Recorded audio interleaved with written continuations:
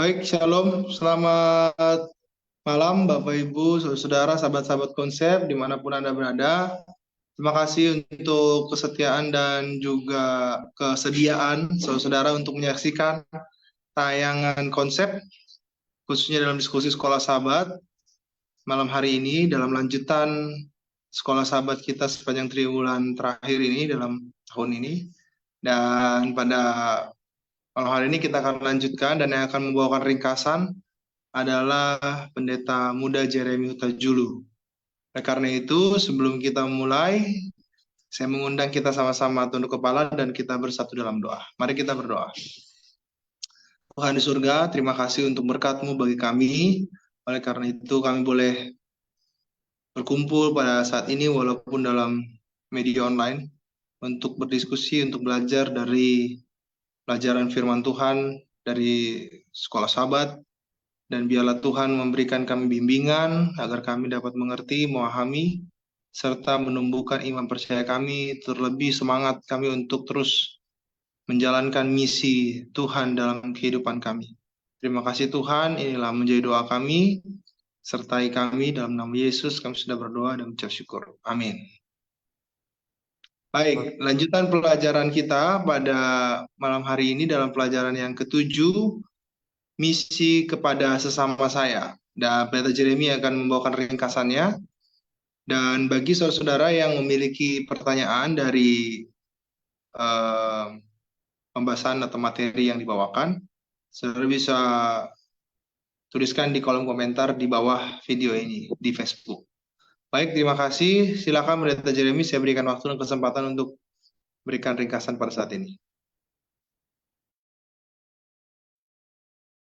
Terima kasih atas kesempatan yang diberikan. Selamat malam untuk kita semuanya, seluruh pemirsa, sahabat-sahabat konsep dimanapun berada.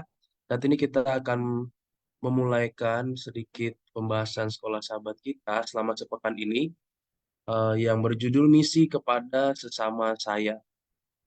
Ini adalah pelajaran ketujuh di pertengahan triwulan yang terakhir. Salah satu hal yang penting dalam menjalankan misi untuk melihat pada sepanjang pelajaran ini hal-hal praktikal yang bisa kita dapat, yang bisa kita lakukan untuk pelayanan misi kita. Ayat hafalan diambil dari Lukas 10 ayat 27, katakan jawab orang itu, kasihilah Tuhan Allahmu dengan segenap hatimu dan dengan segenap jiwamu dan dengan segenap kekuatanmu dan dengan segenap akal budimu dan kasihilah sesamamu manusia seperti dirimu sendiri. Kita berpikir bahwa bisa saja kita mengasihi Allah. Dan memang niat dan harapan kita mengasihi Allah dalam kehidupan kita, tetapi bagaimana kita mau menunjukkan kasih itu dalam kehidupan sehari-hari? Seberapa besar kasih yang kita miliki itu? Bagaimana kita bisa tahu? Itu adalah sebuah pertanyaan di pendahuluan ini yang bisa kita jawab bahwa di pelajaran sekolah sahabat kita disampaikan, mengasihi Allah itu membutuhkan komitmen yang penuh. Komitmen, ketetapan hati yang penuh dari hati, jiwa, tubuh, dan pikiran kita. Dan itu dilakukan setiap hari. Karena kita mau mengasihi Allah setiap hari. Bukan hanya di waktu-waktu tertentu saja. Dalam melakukan itu, dikatakan kita perlu usaha yang benar-benar disadari. Yang memang benar-benar kita pilih, kita pertimbangkan, kita pilih, dan kita putuskan. Untuk menunjukkan kasih ini melalui penurutan kepada Tuhan. Jadi, ketika disampaikan, judulnya tadi adalah misi kepada sesama saya, sesama kita, maka ayat hafalan kita mengajak kita untuk pertama-tama, kasihilah Tuhan Allah kita dengan segala sesuatu yang ada kita miliki dengan sepenuhnya, dengan segenap apa yang kita punya. Dan berikutnya dikatakan firman ini, kasihlah juga sesama kita manusia. Caranya adalah kita harus tunjukkan, bukan hanya kita berpikir bahwa kasih kita besar. Ini di hari berikutnya pertanyaan dari semua pertanyaan. Ada pertanyaan-pertanyaan kehidupan di hari Minggu yang disampaikan sebagai contoh, siapa kita? Mengapa kita ada di sini? Apa yang akan terjadi ketika kita mati? Itu adalah questions of life yang semua orang bertanya-tanya. Dan salah satu yang ditanyakan itu di dalam kitab Lukas 10, di perikop ayat hafalan kita, apa yang harus aku perbuat, Guru, untuk memperoleh hidup yang kekal? Atau kalimat lainnya, bagaimana caranya saya supaya selamat? Itulah pertanyaan yang disampaikan oleh seorang ahli Taurat kepada Yesus Kristus. Yesus menghadapi penanya yang sebenarnya ingin mencobai dia. Yesus tahu bahwa niat orang ini bukan cuma sekedar mau bertanya tulus, tapi mau mencobai. Namun dia tetap menghormati dan merespon penanya tersebut. Dia coba respon, dan betapapun meragukan motif orang yang bertanya sama kita, penanya itu mengajukan pertanyaan yang penting. Terlepas motifnya kurang baik, tapi pertanyaannya itu sangat penting. Dan Yesus memanfaatkan keterpojokannya sebagai kesempatan untuk menjangkau jiwa. Ini menjadi tantangan buat kita dalam menyampaikan misi. Boleh jadi pada saat kita bertemu orang, ada orang yang bertanya pada kita, tapi katanya dia mau menyudutkan kita, mau mempersalahkan kita, mau menyatakan bahwa dasar iman kita kayaknya tak masuk akal. Kayaknya dasar iman kita sebenarnya salah. Tapi di waktu kita terpojok itu, disitulah misi itu ada. Saat ada masalah, saat ada tantangan, pasti ada kesempatan. Disitulah kita bisa dengan tenang, dengan tuntun Roh Kudus, menggunakan kesempatan itu untuk menjangkau jiwa. Lalu kita lihat bagaimana sebenarnya metode dan respons Yesus. Kita tahu ada metode Yesus Kristus saja yang membawa keberhasilan dalam menjangkau jiwa, di mana kita diajak untuk berbaur, mengenal satu sama lain, menunjukkan simpati kita. Dalam kehidupan sehari-hari, ini kembali seperti tadi, ada saja yang memprovokasi kita, tapi kita tidak tahu seberapa dalam motifnya mereka. Petunjuk di sekolah sahabat kita katakan, kita tidak tahu hati mereka. Kita juga tidak harus mengetahuinya, sampai artinya mau cari tahu dulu sedalam-dalamnya motifnya dia, baru kita mau luapkan semuanya, mau kita kasih tahu semuanya. Memang kadang ada orang yang pertimbangan baik seperti itu, tapi dikatakan di sini, kita bisa melihat situasinya masing-masing. Yang penting, kita hanya perlu melayani sesama sebaik mungkin yang bisa kita lakukan, terlepas dari motif terdalam mereka. Inilah garis tuntunan yang disampaikan di pelajaran sekolah sahabat kita. Yesus ingin agar kita tidak hanya sekedar mendengar jawaban dari orang lain. Artinya, nanti ketika orang itu hanya berharap mendengar jawaban dari kita, orang itu pasti akan datang terus kepada kita. Namun kita menghindari supaya dia jangan bergantung sama kita. Sehingga nanti tentang imannya, tentang keagamaannya, apapun yang mau dia lakukan, dia harus konfirmasi dulu kepada kita. Namun sebaliknya kita arahkan mereka kepada firman Tuhan. Kita arahkan mereka kepada firman Tuhan, boleh juga kita tuntun supaya mereka yang menggali sendiri. Supaya sebaliknya bergantung kepada kita manusia, orang itu yang mencari-cari kebenaran dan haus akan kebenaran itu, mereka akan mencari ke sumber utamanya, yaitu firman Tuhan. Pada saat itulah Roh Kudus akan mengajari setiap orang yang mencari Tuhan dengan tulus, atau mungkin pada awalnya dia tidak mencari Tuhan dengan tulus, tapi ternyata Tuhan manfaatkan kesempatan itu untuk menjangkau jiwa itu, akhirnya dia menggali sendiri dari firman Tuhan itu. Pelajaran berikutnya adalah mewarisi hidup yang kekal. Setelah Yesus bertanya kembali pada saat tadi, penanya tadi, ahli Taurat tadi, dia bertanya agak sedikit provokasi, mencoba Yesus, bagaimana cara supaya selamat? Yesus tanya balik, "Eh, apa yang dikatakan firman Tuhan kepadamu?" Ternyata orang itu bisa menjawab sendiri. Maka itu tadilah yang ayat inti kita. Kasihlah Tuhan Allahmu, baru kasihlah sesamamu manusia. Di pelajaran sekolah sahabat kita dikatakan, bagi kebanyakan orang percaya, memberi jawaban yang benar tentang iman itu tidak sulit. Namun melakukannya lah yang sulit. Jika saya katakan saya mengasihi sesama, saya tidak peduli dengan sesama saya yang di gereja. Apakah gunanya iman saya? Itu menjadi pelajaran, titik utama pelajaran kita di hari yang membahas tentang mewarisi hidup yang kekal. Artinya kekristenan bukan hanya sekedar perangkat kepercayaan yang unik, bukan cuma sekedar perangkat doktrin, pengetahuan tentang Alkitab yang kita bisa tahu, tapi itu adalah sebuah cara hidup. Bagaimana kita melakukannya? Karena untuk berbicara, menyampaikan sesuatu, orang semua bisa mudah untuk mengatakan hal itu, tapi dorongan buat kita adalah mari kita praktekkan sehingga kita bisa mewarisi hidup yang kekal itu. Berikutnya adalah mengasihi sesama seperti kita mengasihi diri kita sendiri. Di Lukas 10 ayat 27 dan 28 dicatatkan bagaimana kita harus mengasihi Allah dan mengasihi sama manusia seperti diri kita sendiri. Ternyata di kitab Matius juga dituliskan hal yang sama. Namun berbedanya adalah di kitab Lukas yang mengatakan itu adalah ahli Taurat tadi yang bertanya kepada Yesus yang mau menjebak. Dia bertanya tapi dia bisa jawab sendiri. Tapi di kitab Matius pada saat itu Yesus yang mengatakan sendiri, artinya hal itu benar dan Yesus juga setuju. Itu sebabnya di kitab Lukas Yesus katakan, lakukanlah itu, perbuatlah itu. Nah, di sini ada sebuah kutipan yang katakan, kasih adalah prinsip dasar pemerintahan Allah di surga dan di bumi. Dan itu harus menjadi dasar tabiat umat Allah. Ini saja yang dapat menjadikan dan memelihara kita teguh. Ini saja yang dapat menyanggup kita untuk menahan penindasan dan pencobaan. Inilah yang bisa membuat kita bertahan dalam iman kita. Seperti dalam 1 Yohanes 4 ayat 21, dan perintah ini kita terima dari Dia. Barang siapa mengasihi Allah, ia juga harus mengasihi saudaranya. Beberapa ayat juga di 1 Yohanes 4 ini dikatakan, bagaimana kamu mengatakan kamu mengasihi Allah, padahal saudaramu sendiri, kamu masih bermusuhan dengan dia. Bagaimana kamu bisa mengasihi yang tidak kelihatan, sedangkan yang kelihatan kita abaikan. Itu menjadi satu kesaksian yang hidup ketika kita sama-sama saling mengasihi. Orang akan melihat, orang akan tergerak karena nuansa kasih yang kita sampaikan kepada orang-orang sekitar kita. Berikutnya, di dalam cerita kitab Lukas itu berlanjut ketika Yesus sampaikan, perbuatlah itu. Setelah dijawab oleh seorang penanya ahli Taurat itu, dia bertanya lagi, mau menjebak Yesus lagi. Dia tanyakan, siapakah sesamaku manusia? Lalu Yesus menceritakan kisah orang Samaria yang baik hati.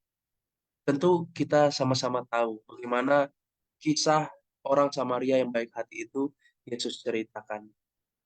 Ketika itu, kisah orang Samaria yang baik hati ini menempat ahli Taurat itu.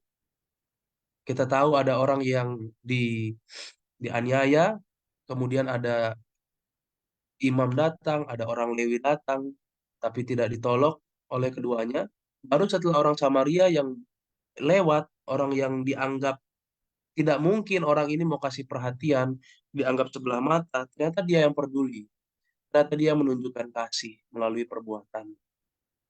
Kristus telah menunjukkan bahwa sesama manusia bukan saja berarti seorang yang segereja atau seiman dengan kita. Hal itu tidak ada hubungannya dengan suku, warna kulit, atau perbedaan golongan. Sesama manusia ialah setiap orang yang memerlukan pertolongan kita. Sesama manusia ialah setiap jiwa yang dilukai dan ditindih oleh musuh. Sesama manusia ialah setiap orang yang menjadi milik Allah. Kita perlu membuka hati kita lebar-lebar menerima bahwa kita bukan hanya untuk menaruh perhatian lebih kepada orang yang dekat dengan kita, kepada orang yang mungkin satu satu suku dengan kita, satu golongan dengan kita, satu ya mungkin kalau bahasa anak muda sekarang satu circle dengan kita. Tapi kita diajak untuk melihat sesama manusia adalah setiap orang yang memerlukan pertolongan. Dan ketika kita melihat memandang dengan cara itu, pasti kita akan mulai peka. Kita akan menaruh perhatian, kita akan menaruh rasa peduli kepada setiap orang yang ada di sekitar kita. Karena semua kita tidak bisa hidup sendiri. Semua kita butuh pertolongan dari satu dengan yang lainnya. Dalam pendalaman ada beberapa hal penting yang kita dapatkan. Ada banyak orang yang butuh pertolongan. Kita bisa melakukan bagian kita betapapun kecilnya hal itu. Jadi tidak perlu tunggu hebat, tidak perlu tunggu kaya, tidak perlu tunggu jadi segala sesuatu yang mungkin orang pikir bisa jadi orang yang penolong, layak menolong. Tapi dengan keadaan kita sekarang, kita sudah bisa menolong orang lain. Betapapun kecilnya hal itu di pandangan orang. Kita tidak akan menyelesaikan semua masalah-masalah di dunia ini sebelum Yesus datang. Bahkan kenyataannya keadaan dunia akan semakin tidak baik. Dan kita tidak dipanggil untuk melakukan hal itu. Artinya, tidak dipanggil untuk menyelesaikan seluruh masalah di dunia. Yang menyelesaikan seluruh masalah di dunia adalah Yesus Kristus. Yang menyelesaikan masalah intinya adalah masalah dosa. Namun apa bagian kita? Katakan, perbuatan baik adalah buah-buah yang Kristus mintakan dari kita untuk dikeluarkan. Setiap tindakan keadilan, kemurahan, dan kebajikan akan menghasilkan melodi surga. Ketika engkau membantu orang miskin, bersimpati dengan mereka yang menderita, engkau membawa dirimu sendiri ke dalam sebuah hubungan yang lebih dekat dengan Yesus. Inilah bagian kita, menolong, menyampaikan kabar. Bagaimana orang itu menerimanya, terserah mereka. Namun, kita bukan untuk mengabaikan orang yang ada di sekitar kita. Mungkin ada kalanya kita bisa menaruh perhatian yang lebih. Ada kalanya kita bisa menaruh perhatian yang secukupnya. Tergantung pada saat kondisi kita masing-masing. Namun, jangan pernah tolakkan atau abaikan mereka yang butuh pertolongan. Itulah panggilan dari pelajaran sekolah sahabat kita selama sepekan ini. Sebagai kesimpulannya, kasih kita kepada Allah harus ditunjukkan dalam penurutan dan perbuatan baik kepada sesama kita. Karena Tuhan ingin kita mengasihi sesama seperti kita mengasihi diri kita sendiri. Manfaatkanlah setiap momen. Momen itu bisa menjadi baik, bisa jadi hal yang terpojok untuk mengarahkan orang kepada firman Tuhan, agar mereka menggali sendiri, bukan hanya mengharapkan jawaban. Mungkin dalam praktik kehidupannya, ketika mau tolong orang, jangan cuma kasih ikan saja terus, tapi kasih juga pancing, supaya mereka juga tahu bagaimana cara mencari ikan. Kekristenan bukan hanya sekedar perangkat kepercayaan yang unik, itu adalah sebuah cara hidup yang bisa kita lakukan. Kita diminta untuk mengeluarkan buah-buah perbuatan baik. Dan saat kita melakukannya, kita sedang mendekatkan diri kita dengan Yesus Kristus. Demikianlah yang kami boleh sampaikan. Terima kasih. Kami kembalikan kepada moderator.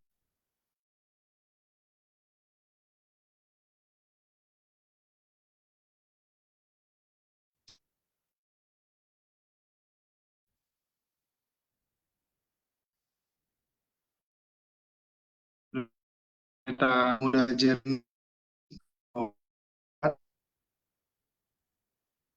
Jeremy,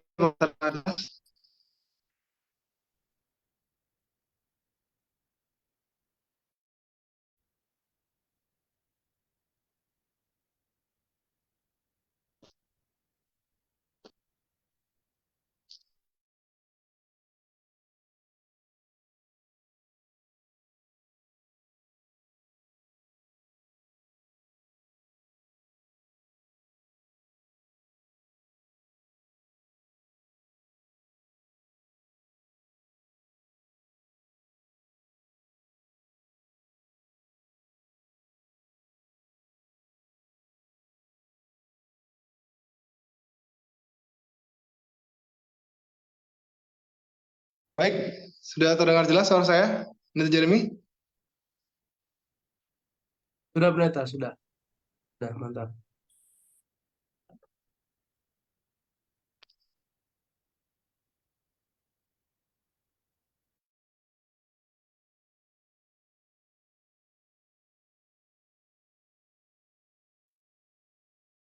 Halo, sudah terdengar?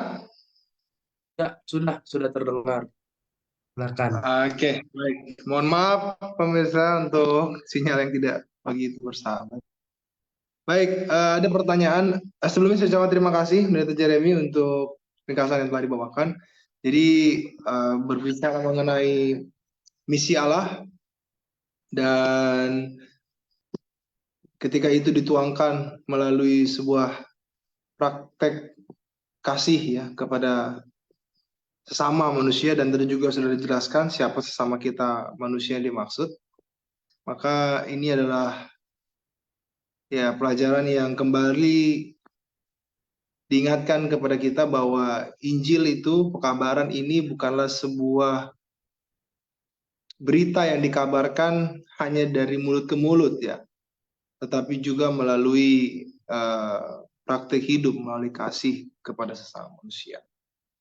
Baik, ada pertanyaan masuk, tapi sebelumnya sekali lagi saya ingatkan bagi pemirsa yang ada di Facebook, kalau ada pertanyaan yang mau ditanyakan dari pelajaran kita malam hari ini dipersilakan dicatat, ditulis, nanti kita akan bahas di forum ini. Baik, tadi dalam pelajaran kita melalui ringkasan yang telah dibawakan, ada dalam pendalaman, kalau nggak salah saya baca tadi bahwa kita bisa melakukan ini, pekabaran ini ya, atau mengasihi ini lewat tindakan-tindakan kecil atau hal-hal kecil. Nah, pertanyaan saya begini, kalau kita mengasihi atau ya membawakan misi ini atau kasih kepada sesama ini,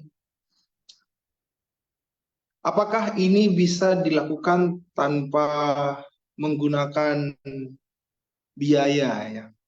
Kadang-kadang ada orang-orang yang terbentur biaya. Saya mau mengasihi orang lain, saya mau membantu orang lain, tapi saya nggak punya uang, saya nggak punya biaya. Kira-kira bagi orang-orang seperti ini, apa yang harus mereka lakukan? Itu yang pertama. Oke, mungkin sebelum kelanjutannya, mungkin itu dulu yang ditanggapi. Silakan, Pendeta Jeremy. Baik, terima kasih untuk pertanyaan yang sudah disampaikan. Yesus sampaikan di satu ayat bahwa orang miskin akan selalu ada di antara kamu. Orang miskin akan selalu ada di antara kamu. Bahwa memang Tuhan percayakan itu supaya kita bisa mempraktekkan roh kedermawanan. Salah satu roh kedermawanan yang orang pikir adalah dengan mengeluarkan uang. Memang eh, untuk menolong orang, segala keperluan kita memerlukan uang gitu ya. Ada hal-hal di mana kita bisa membantu mereka tanpa mengeluarkan uang. Ada, ada beberapa hal.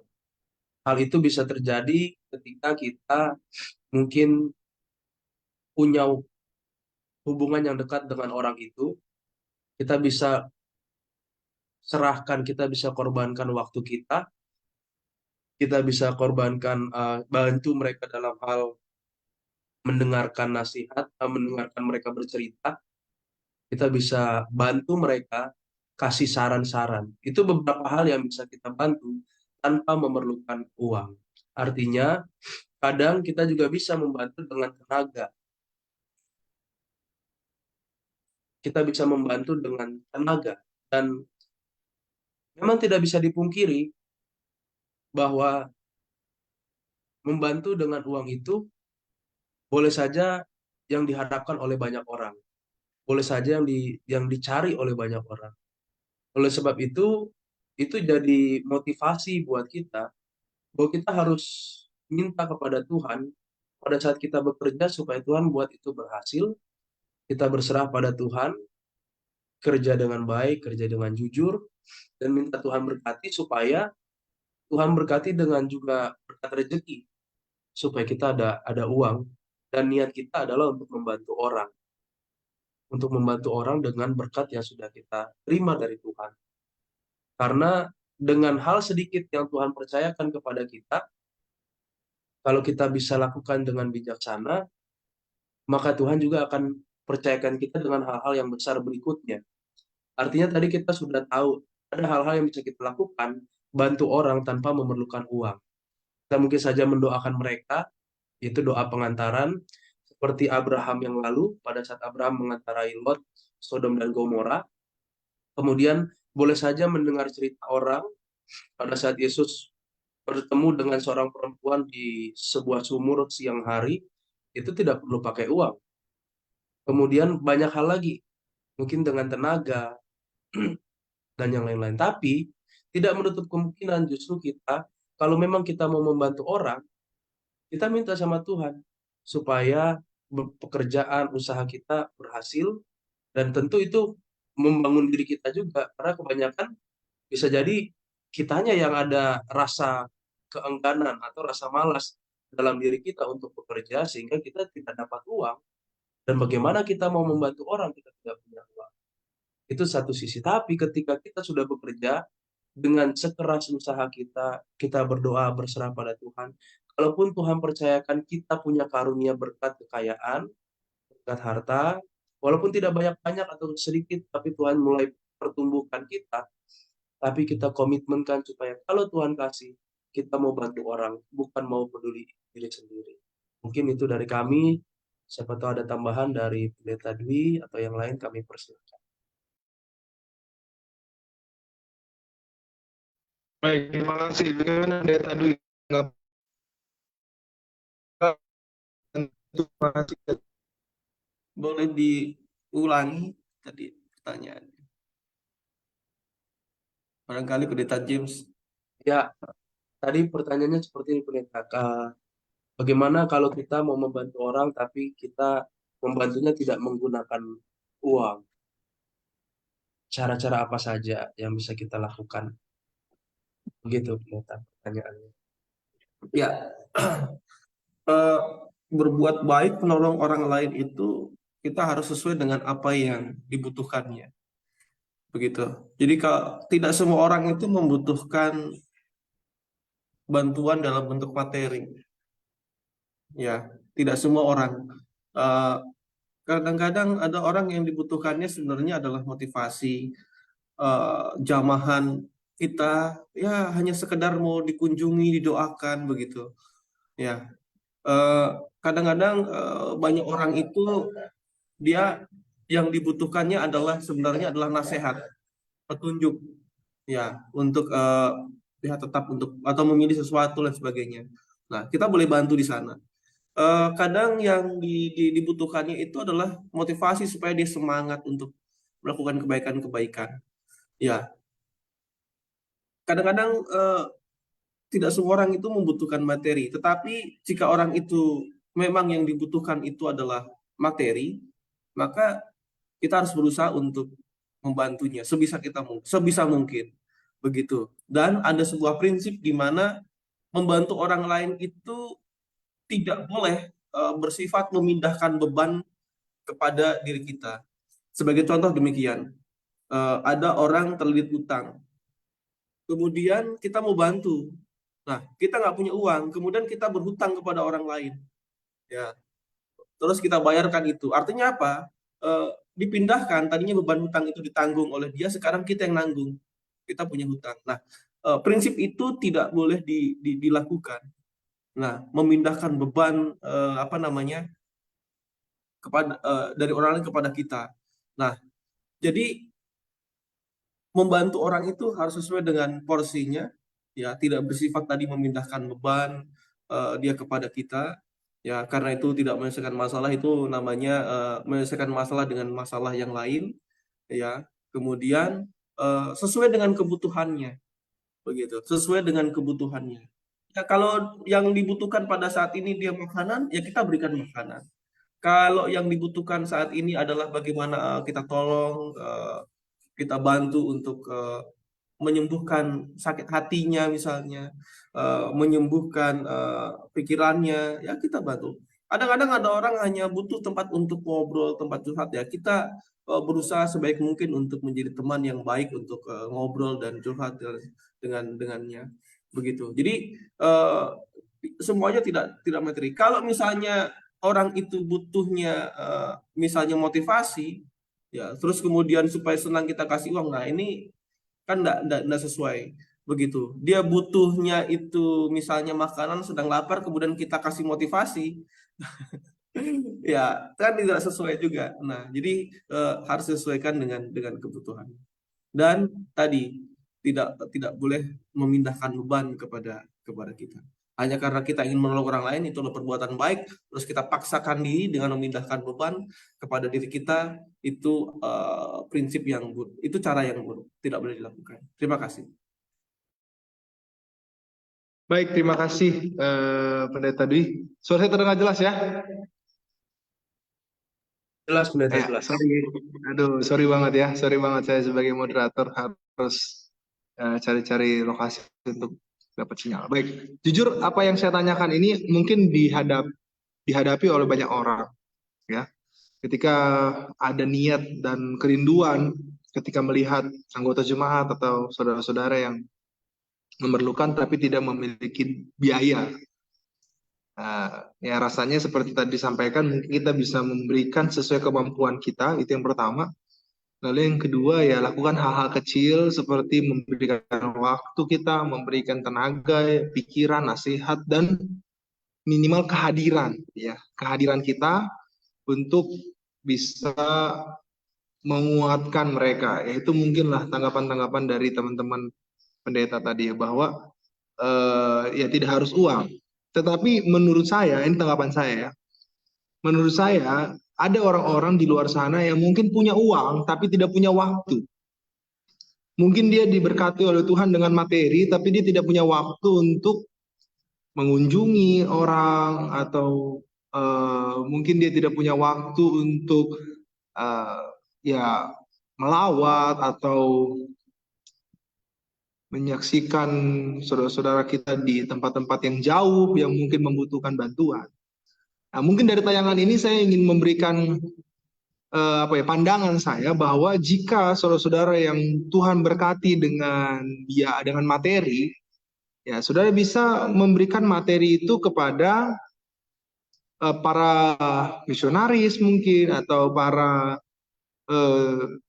hamba-hamba Tuhan yang mungkin melayani di tempat-tempat yang terpencil, atau membangun gereja, atau ya membantu melewat memberikan sembako, pakaian layak pakai dan lain sebagainya. Maksud saya di sini adalah ada orang-orang yang mau memberi tapi tidak punya uang, tapi dia hanya bisa berikan waktu, tenaga dan sebagainya. Tapi jika ada orang-orang yang punya biaya, punya materi tapi tidak punya waktu, mungkin inilah yang saya maksud bahwa kita harus saling melengkapi gitu. Kadang-kadang orang yang punya waktu, punya tenaga, punya pemikiran tapi tidak ada donatur.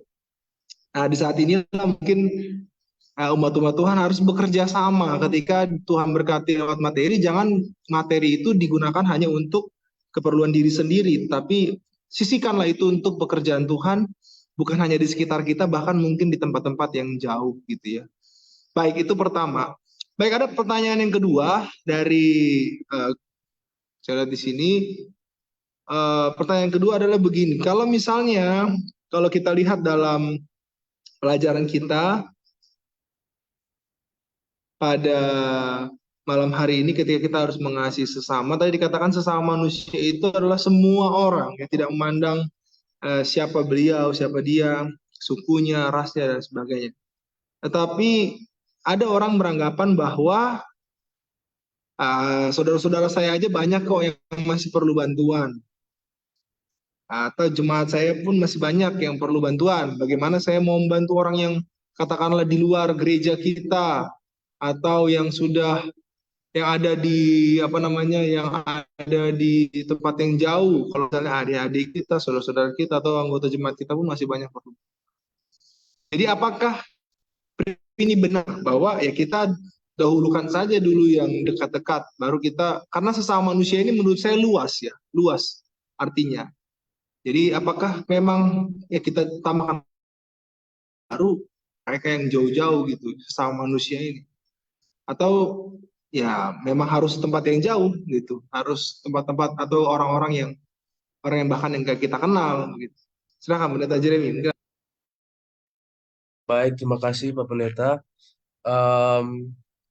Mungkin saya melihatnya dari sudut pandang situasinya, bahwa latar belakang yang tadi pendeta sampaikan, kalau ada saudara saya yang butuh dibantu dulu, dan mungkin teman satu gereja dulu yang mau dibantu dan yang lain-lain. Justru di satu sisi itu adalah hal yang baik, karena ada juga teguran di dalam Alkitab yang menyatakan kamu mengabaikan saudara yang dekat-dekatmu, gitu. Tapi setia sekali, bangga sekali ketika kasih perpuluhan, kasih persembahan, mungkin disampaikan di depan umum, padahal saudaranya sendiri, keluarganya sendiri diabaikan. Artinya itu juga hal yang baik.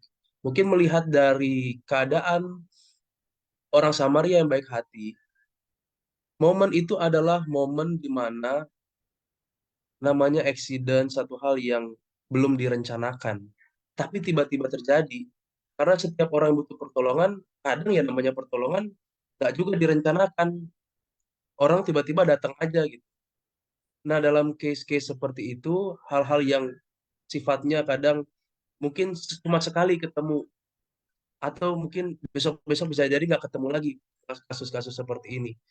Justru di situ kita bukan untuk undur diri, namun sebisa kita yang kita bisa lakukan gitu, untuk kita tolong tolong orang itu.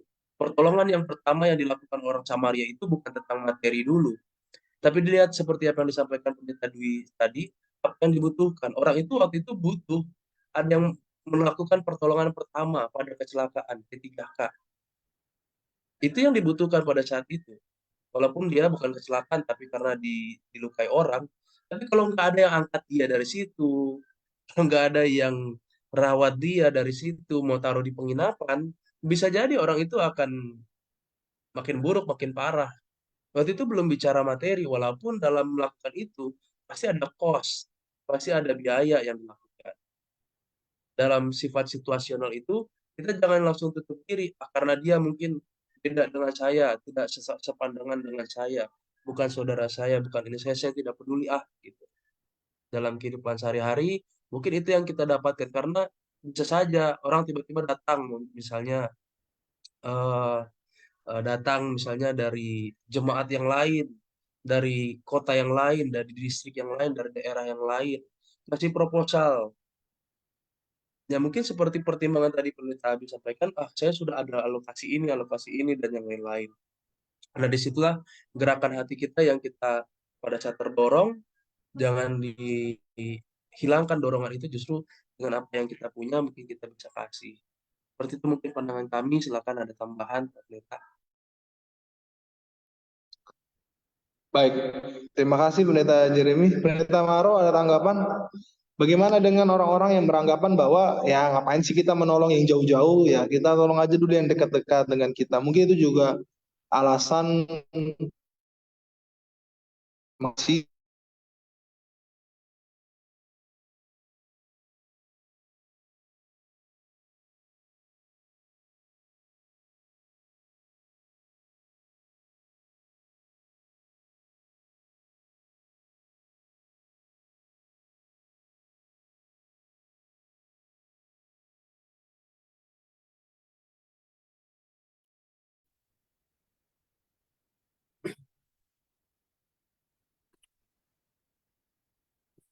Baik, mungkin saya menambahkan kali ya, sementara Pendeta Abi bisa lebih terkonek kembali. Atau Ya, Maro silakan dulu. Pendeta. Baik, jadi kalau kita membaca kitab suci bahwa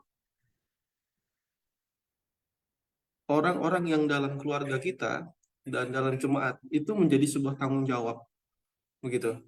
Jadi kalau misalnya mereka kurangan, mereka kesulitan di dalam menjalani kehidupan, dan kita tidak membantunya, maka itu kita berdosa, begitu. Kita berdosa. Ya, jemaat, kalau misalnya dalam jemaat ada yang mengalami kekurangan, begitu, itu sudah menjadi tanggung jawab kita, tanggung jawab gereja untuk membantunya. Misalnya ada yang sudah ditetapkan di dalam Alkitab itu, misalnya janda-janda miskin, kemudian ada anak yatim piatu, kemudian ada orang-orang berkekurangan yang lainnya, ya itu menjadi tanggung jawab gereja. Ya, kalau dia di dalam jemaat, kalau tidak kalau itu diabaikan, maka gereja bersalah kepada Tuhan. Nah,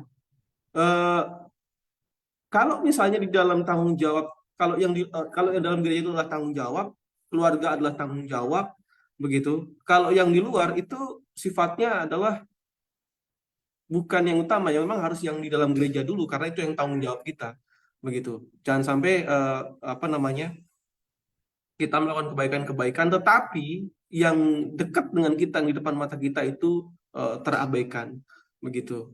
Nah, tetapi jangan itu menjadi alasan bahwa di dalam gereja, di dalam keluarga ini kok nggak ada habis-habisnya gitu. Kemudian kita juga menjadi eksklusif gitu. Oke lah, dalam gereja aja kita ini. Memang itu adalah prioritas begitu, prioritas. Tetapi yang dari luar juga harus tetap dijalankan. Kita pergi ke jauh, kita pergi ke manapun kita berada, kemudian kita melakukan kebaikan-kebaikan, membantu mereka dan lain sebagainya. Begitu. Jadi perbedaannya seperti itu. Kalau di dalam jemaat dan di dalam keluarga itu adalah kewajiban, ya, itu adalah tanggung jawab kita. Kalau yang di luar itu sifatnya adalah ya tetap harus ditolong oleh kita juga. Kita tidak boleh tutup mata, begitu. Tetapi prioritas itu adalah yang di dalam lebih dahulu, begitu. Ya, sesama umat Tuhan dan anggota keluarga kita. Terima kasih. Baik, terima kasih Pendeta Dwi untuk tanggapannya. Baik, terima kasih teman-teman dan sahabat-sahabat konsep dimanapun Anda berada untuk tayangan ini. Mohon maaf jika ada terkendala sinyal dan sebagainya. Mudah-mudahan pesan-pesan dan materi yang dibawakan boleh kita pahami dengan baik di dalam pelajaran dan diskusi kita pada saat ini. Saya lihat ada pertanyaan Pak Letus di FB, mungkin ada yang bisa share di sini. Selamat malam Pak Letus, saya sapa dulu lah Pak Letus dari Zoom ini. Mudah-mudahan dalam keadaan sehat, dalam keadaan baik. Saya bantu bacakan Pendeta, boleh? Ya, silakan Pendeta Jeremy boleh bacakan. Oke. Pada zaman orang Kristen mula-mula, banyak yang menjual harta lalu membagikan kepada orang miskin. Mengapakah di zaman sekarang orang Kristen jarang melakukan sama seperti jemaat mula-mula? Apakah karena kurangnya kasih? Iya. Oke, baik. Terima kasih Pak Letus untuk pertanyaannya. Pendeta Maro mungkin ada tanggapan dari pertanyaan Pak Letus? Nanti Pendeta Jeremy setelahnya. Baik, kalau kita melihat konteksnya zaman mula-mula, itu mereka kan termasuk memiliki banyak keperluan, ya, banyak keperluan mereka, dan mereka bersati sepikir, dan mereka dicurahkan oleh Roh Kudus Tuhan, digerakkan oleh Roh Kudus Tuhan, sebabnya mereka tergerak hati untuk menjual dan membagi hartanya. Nah, kalau sekarang kita melihat, kita bandingkan, apakah zaman sekarang orang kurang kasih, tidak meniru pola jemaat mula-mula? Jawabnya masih ada, cuman polanya tidak meniru seperti yang dilakukan oleh jemaat mula-mula. Ya, mungkin ada yang menjual tanah, ya, baru tanah dari sebahagian dari hasil penjualan tanah itu dibagikan ke gereja untuk mensupport pembangunan gereja ataupun mensupport untuk program gereja. Mungkin juga ada yang jual rumah dan sebagainya. Jadi polanya itu tidak seperti menjual seluruh hartanya, tapi menjual apa yang bisa dijual. Tapi kasih masih ada. Jadi kita bisa melihat bahwa zaman sekarang konteks untuk menunjukkan kasih itu tidak selalu harus letterlet seperti apa yang persis di dalam cerita di dalam Alkitab. Bentuk-bentuknya bisa saja berbeda, tapi kasih itu tetap ada. Kira-kira itu yang bisa saya sampaikan. Terima kasih. Pendeta Edwin Mas Ibu mungkin tanggapan dari pertanyaan Pak Letus membandingkan jemaat kita sekarang dengan jemaat mula-mula, apakah sekarang kasih sudah tidak ada karena tidak seperti jemaat mula-mula yang dulu mereka menjual harta mereka untuk diberikan kepada orang lain? Silakan Pendeta Edwin. Baik, makasih atas pertanyaannya. Terima kasih Pak Letus. Selamat sore. Apakah sudah berkurang kasihnya? Ya, seharusnya kasih kita sebagai seorang Kristen itu tidak berkurang, tetapi masih banyak yang punya komitmen untuk bisa melayani melalui membagikan apa yang menjadi milik mereka, dan juga sebagai umat-umat Tuhan dapat menolong sesamanya. Sehingga kalau kita lihat di zaman kita sekarang ini, ketika ada proposal datang membangun gereja atau membantu sesama, masih banyak yang mau terlibat untuk pelayanan itu. Jadi sekalipun memang Alkitab sebutkan bahwa kasih akan berkurang, semakin berkurang pada kedatangan Yesus yang kedua kali, tetapi ada baiknya kita sebagai umat-umat Tuhan harusnya Bukan kita yang menggenapi akan firman itu, tetapi biarlah kita boleh tetap sehati sepikir seperti jemaat mula-mula, dan kita boleh mengasihi. Karena apa? Karena Injil itu akan bisa tersebarkan atau mungkin terselesaikan ketika kita berkhotbah lewat kehidupan kita. Itu mungkin. Terima kasih. Baik, terima kasih Pendeta Salibu. Jadi memang kalau kita bandingkan jemaat kita dari mula-mula tentu sangat jauh berbeda ya, apalagi kita di akhir zaman ini. Dan jemaat mula-mula memang jemaat yang sedang panas-panasnya istilahnya gitu. Memang mereka memberikan satu contoh yang sangat-sangat biasa dari pelayanan mereka pada sesama manusia. Dan Rasul yang kedua kita lihat mereka membuat lalu membantu orang miskin dan sebagainya. Dan saya pikir ini bukan kita sedang membandingkan, tapi justru harusnya kita belajar dari jemaat mula-mula itu bagaimana semangat dan ya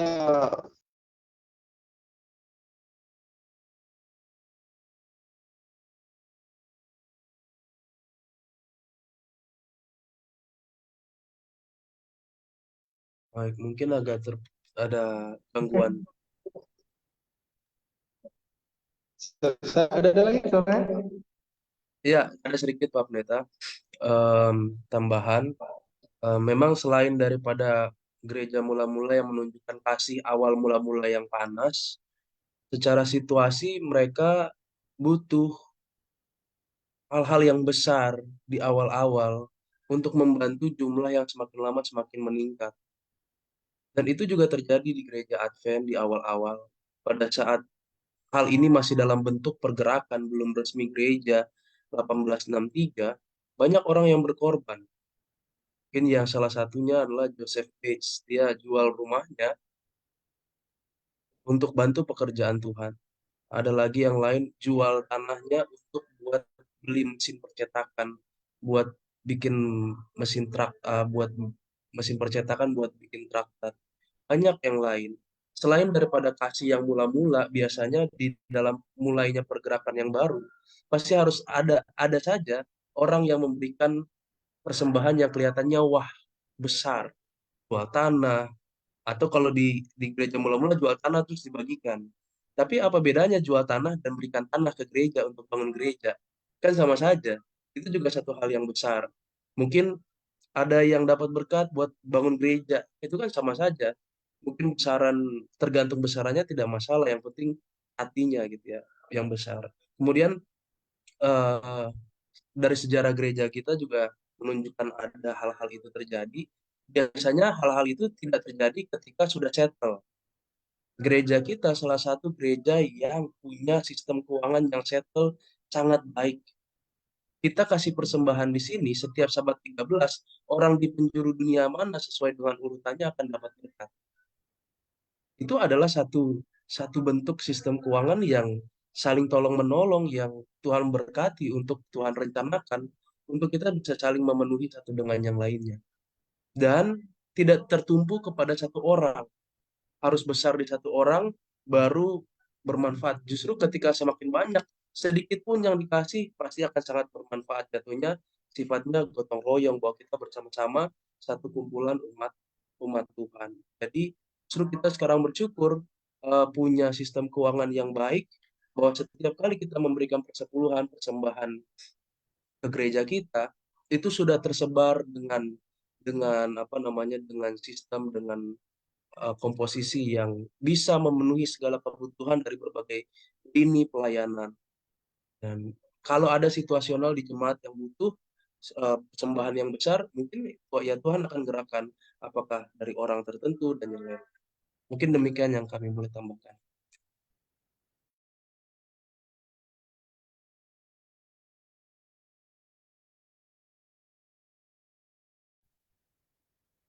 Ya, mungkin menambah sambil menunggu berita habis. Jadi, kenapa sekarang kita tidak seperti pada jemaat mula-mula kemudian menciptakan tradisi membagi-bagikan harta dan sebagainya begitu ya? Jadi begini, apakah kita kurang Roh Kudus dan sebagainya?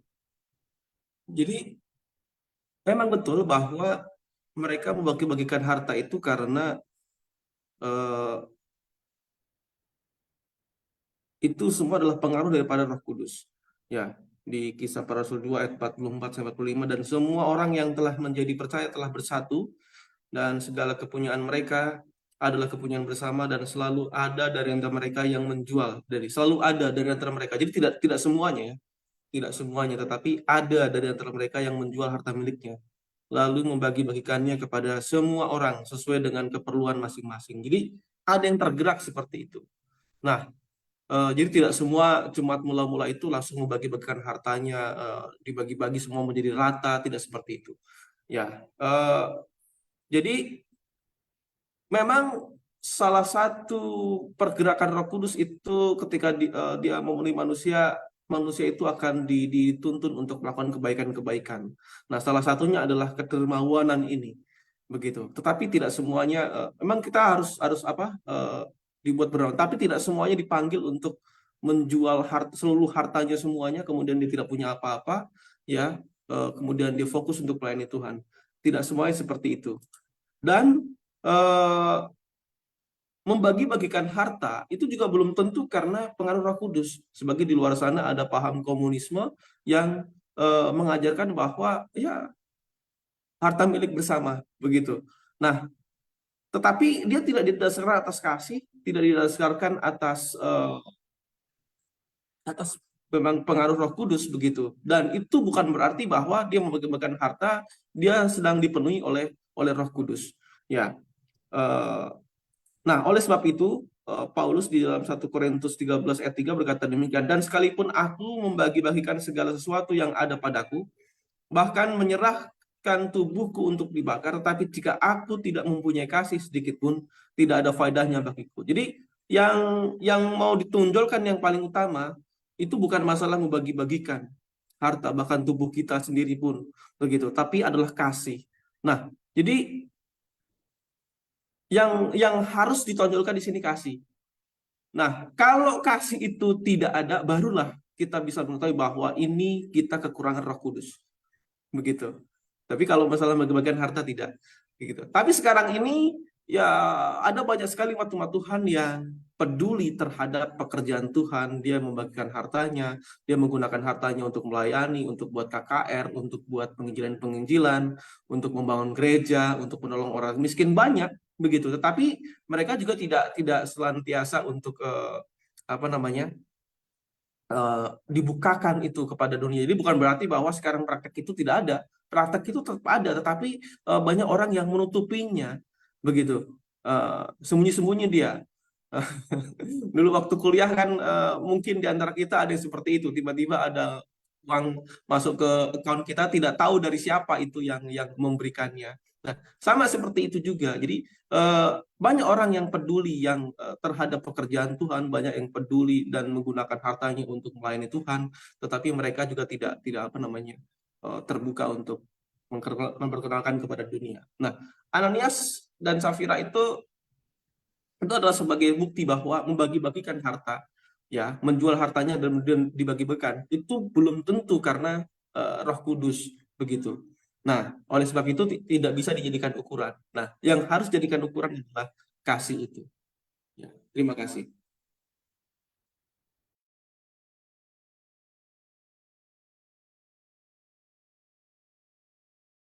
Ya, mungkin langsung saja barangkali dari kita atau dari Pendeta Jeremy memberikan closing statement.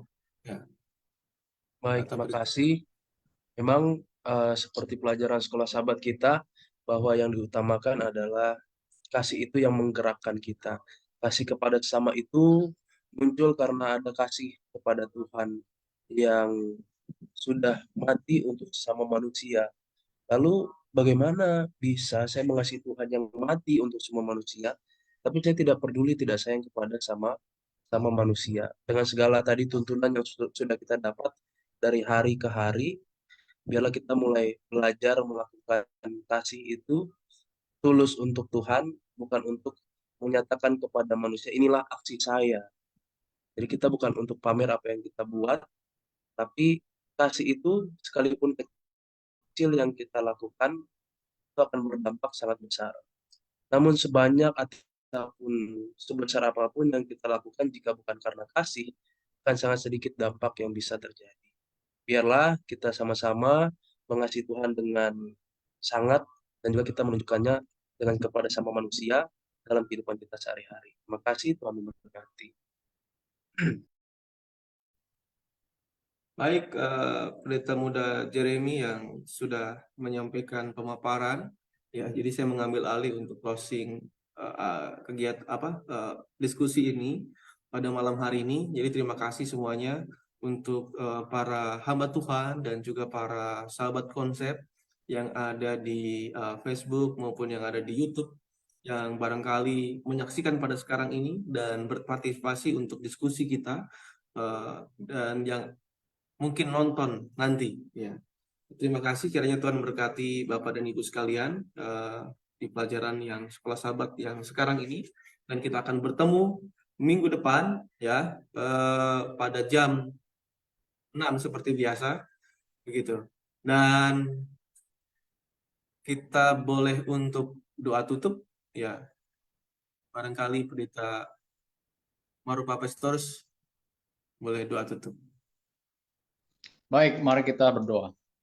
Bapa di surga, terima kasih untuk firman-Mu yang telah kami diskusikan melalui pelajaran Sekolah Sahabat yang sudah dipaparkan oleh Pendeta Muda Jeremy Utajulu. Biarlah kami semua yang mendengarkan dan juga seluruh sahabat konsep, kami diingatkan kembali bahwa kami harus menunjukkan kasih kami sebagaimana Allah telah menunjukkan kasih-Nya kepada kami. Biarlah kami tidak menahan diri untuk berbuat kebaikan sebagai tanda cinta kasih kami kepada Tuhan. Secara yang sama juga Tuhan, kami mohon kepadamu, urapan Roh Kudus Tuhan yang selalu menggerakkan seluruh umat Tuhan untuk mampu melakukan, menunjukkan kasih kepada sama kami manusia. Terima kasih untuk kesempatan waktu yang Tuhan berikan. Temukan kami kembali pada minggu depan. Dalam nama Yesus kami berdoa ucap syukur. Amin. Baik, terima kasih saudara dan saudari sekalian, para hamba Tuhan dan sahabat konsep. Sampai jumpa pada pertemuan minggu depan. Tuhan berkati.